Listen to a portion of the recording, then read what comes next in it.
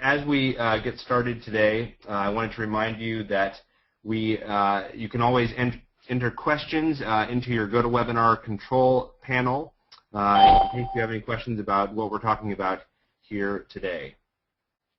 But before we get into the focus topic today, which is going to be all about Google+, let's talk about some of the news from the last few weeks here. First of all, Twitter has introduced a new feature when you're tweeting, which is the ability to add images to tweets. You can see here, this was the screen that popped up for me when they first released it to my account. You can see that there's the camera icon next to the tweet box that allows you to easily upload a picture, and the preview that you can see of it. And so really this is just sort of one more step in what I've called Twitter's Facebookification, sort of becoming more like Facebook, the ability to add images into your tweets, just becoming another feature that reminds us all of what Facebook looks like. So just a little note about what Twitter has added with that. There is a hacker collective called Anonymous. Unfortunately, they have a pretty boring and untraditional name, but it's a hacker collective called Anonymous. And on Tuesday of this week, it has the collective threatened to kill Facebook on November 5th. November 5th, of course, being the day famous in English history when Guy Fawkes, who you can see here, attempted to blow up Parliament unsuccessfully. Well, Anonymous is evidently going to try to hack in and kill Facebook on November 5th. So this will be an interesting thing to see what happens. Facebook obviously is, has a lot of protection and security around it, so it will be interesting to see whether or not these hackers are good enough. Frankly, I'm hopeful that they will not, in fact, kill Facebook. But Anonymous's main complaint is about Facebook's privacy rules and everything, and their main concern is that too much private material is being shared, and that Facebook is too wide open with its privacy policies. So they will be trying to hack in, and we'll keep you updated on what happens with that.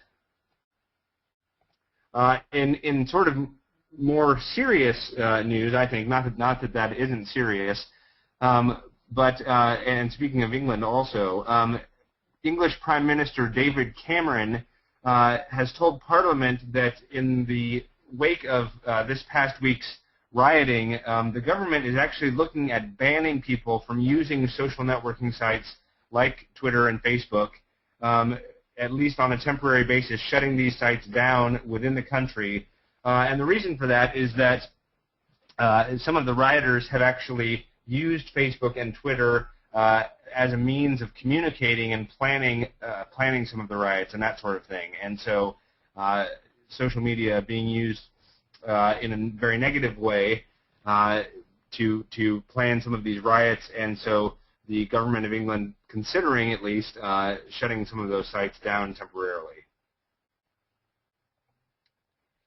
This is an interesting chart that I got from marketingcharts.com. They always have some really interesting information about all sorts of things related to marketing, but particularly online commerce. This particular chart, as you can see, was on where people get their household coupons, and the Sunday newspaper is still well ahead at 49% of people saying that that's where they get their coupons from. The reason I thought this particular graph was interesting is because internet sites and email or text messages are still down at the very bottom of the list with 14% each. And so this, of course, made me think of sites like Groupon or Living Social, the social media coupon sites. And it's showing that although they have become popular, they are not yet quite having the effect that the more traditional coupon sources have. Now, I would say, at least for my household, yes, we get the very occasional coupon out of the newspaper, but we do, in terms of the percentage of coupons we use, we tend to use much more from Groupon and Living Social and that sort of thing. So it'd be interesting to see a sort of subset to this graph to see, what, in addition to where you're getting your coupons, where are you using most of your coupons? Is Sunday newspaper still the primary source and where you're getting most of your coupons, or is that just one of the possible places, but you're really getting more in your email? That's at least the case for my family. So anyway, an interesting graph.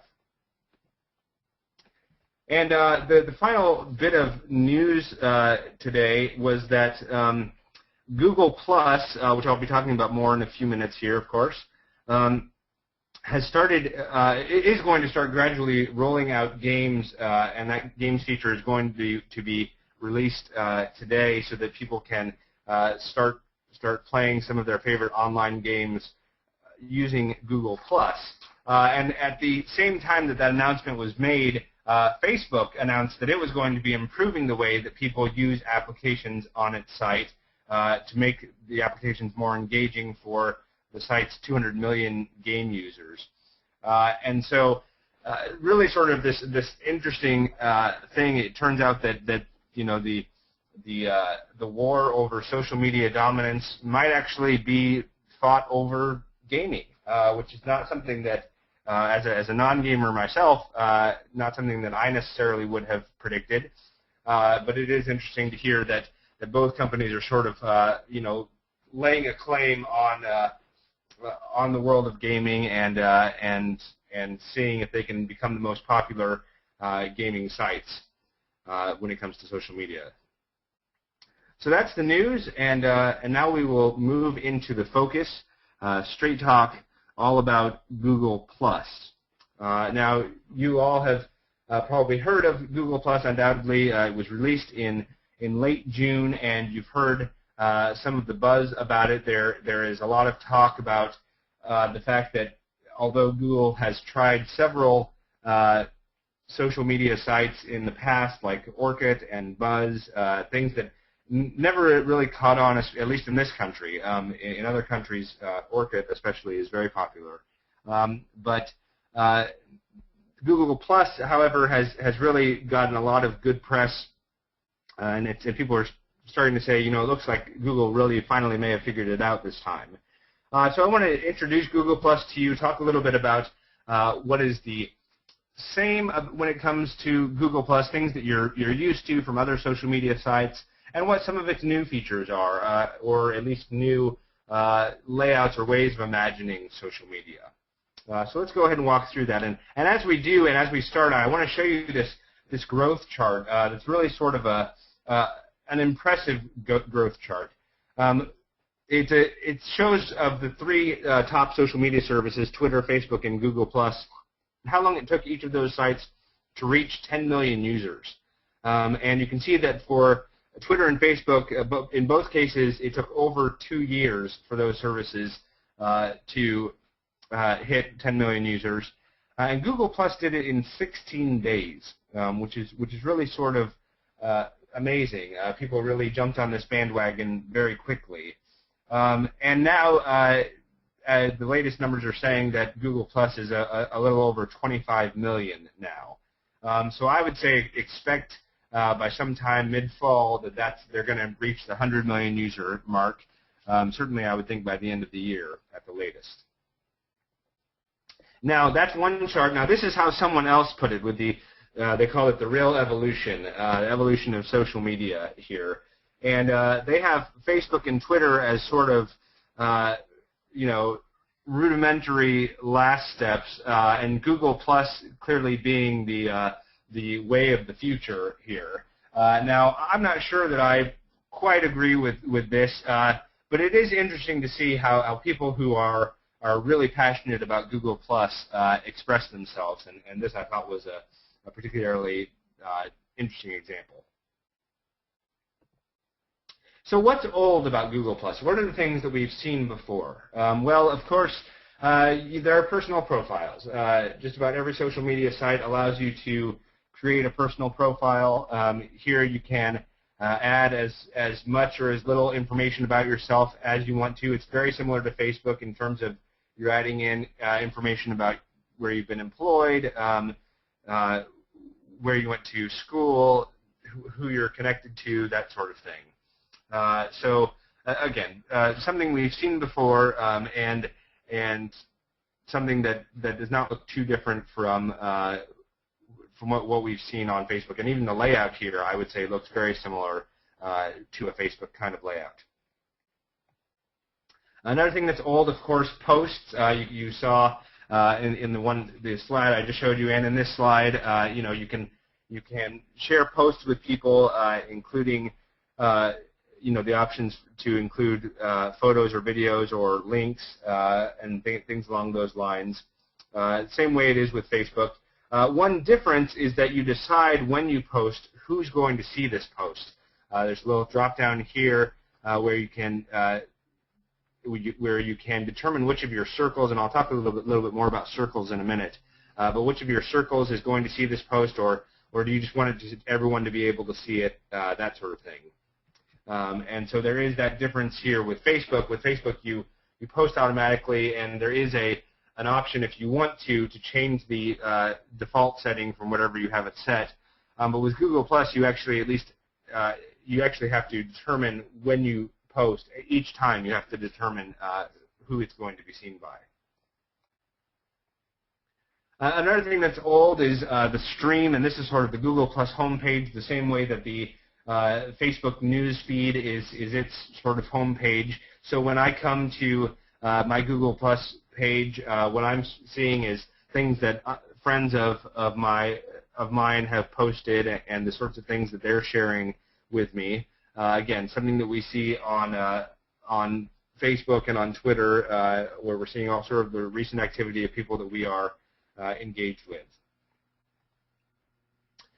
Another thing that's old, photos and comments, the ability to share photos, as I said before, and upload some photos and things like that. Up in the top right-hand corner, you can also see here the ability to comment on photos. When you click on any of the photos that you see here in the main part of this slide, it sort of opens up in a light box, again, very similar to Facebook, and gives you that option for commenting that you see in the top right here, over on the right-hand side, and allows you to add comments to photos. So again, something we've seen before. However, something that I think is at least a little bit different, and again, something that I think Google+ has done well, that's sort of a theme with Google+, that they've really given some careful thought to how they've designed some of their layouts. And so I actually think that this is a much more attractive layout than a Facebook photo album or something like that. This just looks like something that a designer has put together rather than just sort of a generic set of photos, which is sort of how Facebook feels. And overall, I would say that Google+ really has done a good job of making it feel like a well-designed and well-thought-out site.